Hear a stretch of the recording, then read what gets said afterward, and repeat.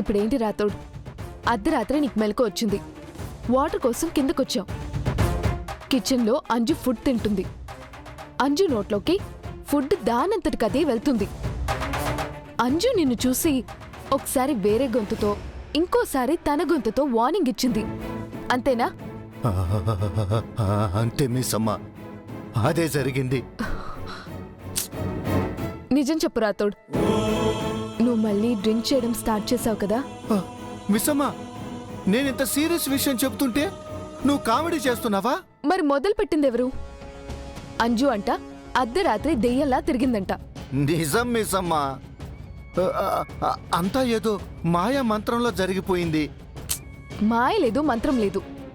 నువ్వేదో భ్రమపడుంటావు, లేదా కలగనుంటావు. కల కాదు, భ్రాంతి కాదు మిస్ అమ్మ, నేను నిజంగా చూశాను. ఊరుకో రాతోడ్, పొద్దున్నే నేనే దొరికేనా జోకులు వేయడానికి? జోక్ కాదు మిస్ అమ్మ, సీరియస్. ఆ ఫుడ్ను అంజు పాప తినేసింది. కావాలంటే వెళ్ళి చెక్ చేయండి. ఆల్రెడీ చెక్ చేశాను.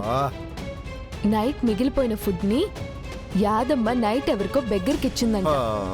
లేదు మిస్ అమ్మ, పోనీ మిగిలిపోయిన ఫుడ్ గురించి వదిలేయండి. మరి స్వీట్స్, ఫ్రూట్స్? రాతోడ్, అవి కూడా ఉండాల్సిన చోటే అన్నీ ఉన్నాయి. ఏ ఒక్కటి మిస్ అవ్వలేదు. విచిత్రంగా ఉందే. రాత్రి అంజు పాప ఒక్కటి కూడా మిగిల్చకుండా అన్నీ తినడం నా కళ్ళారా చూశాను మిస్ అమ్మ. ఇంక చెప్పకు రాతోడ్, అంత చిన్న పాప అన్నీ ఎలా తినేస్తుంది?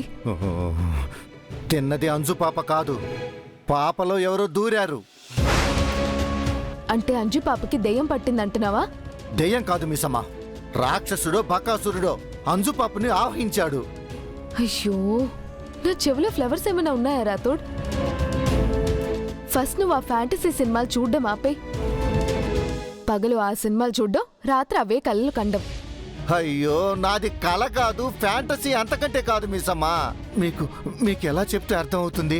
అయ్యో, నువ్వు ఎలా చెప్పినా అర్థం ఒకటే, నువ్వు చెప్పేది మీనింగ్లెస్. అది కాదు మిస్ అమ్మ. ప్లీజ్ రాతోడు, ఇంకేం చెప్పుకు, నాకు చాలా పనుంది. జాగింగ్కి వెళ్ళిన ఆయన తిరిగి వస్తారు, పిల్లలు నిద్ర లేచుంటారు, వాళ్ళకి బ్రేక్ఫాస్ట్, స్కూల్కి లంచ్ బాక్స్ రెడీ చేయాలి. నా పని నేను చేసుకునివ్వు.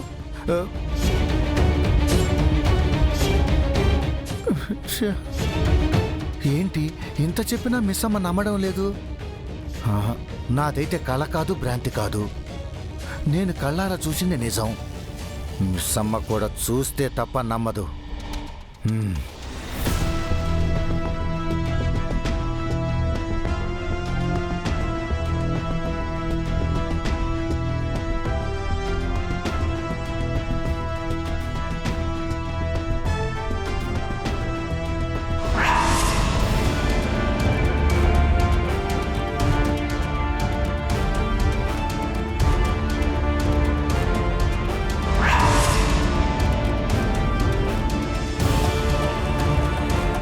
ఎవరు లేరేంటి?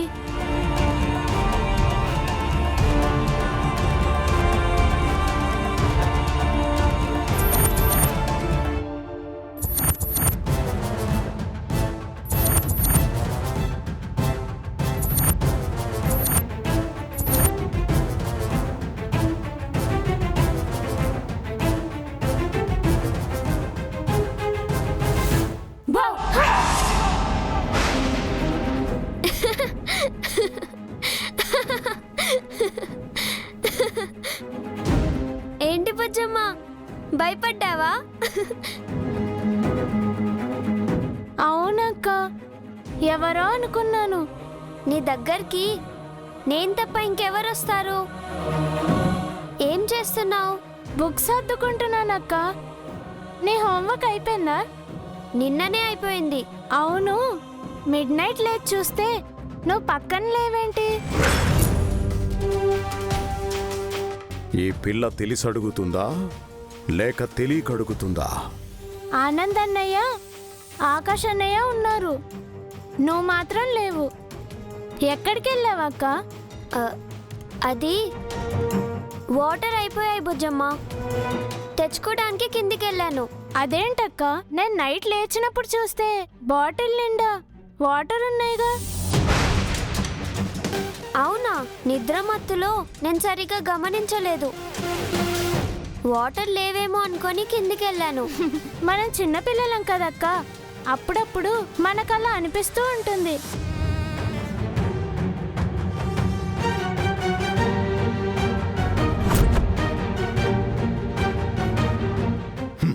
నవ్వవే నవ్వు. ఆ నవ్వుని తొందరలో మాయం చేస్తా. నీ శక్తులన్నింటినీ నా వశం చేసుకుంటా.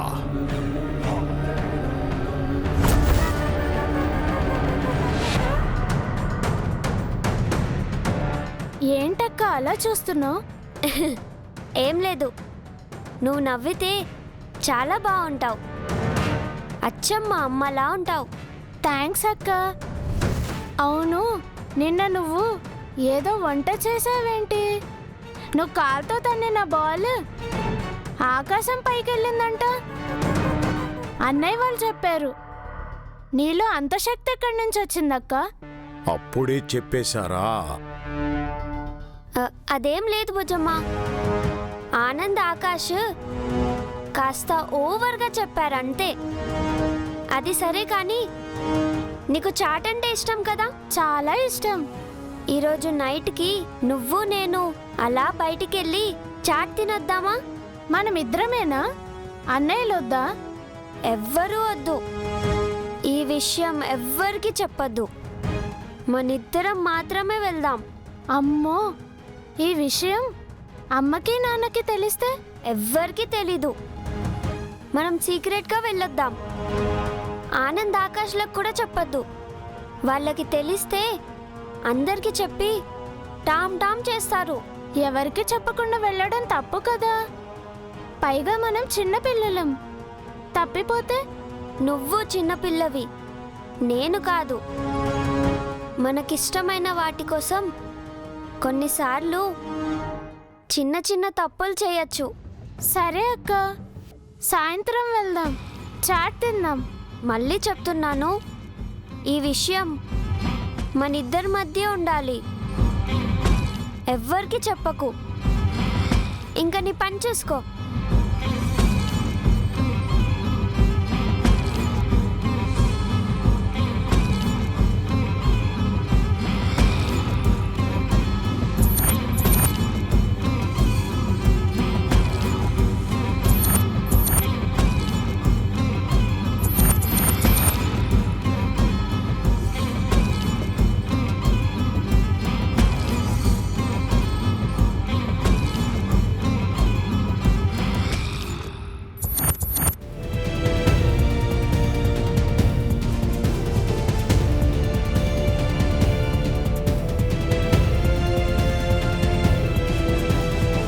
నాకెందుకు ఇలా అనిపిస్తుంది? నా వెనకేదో ప్రమాదం వస్తున్నట్టు నా మనసు ఎందుకు కంగారు పడుతుంది? ఏమై ఉంటుంది?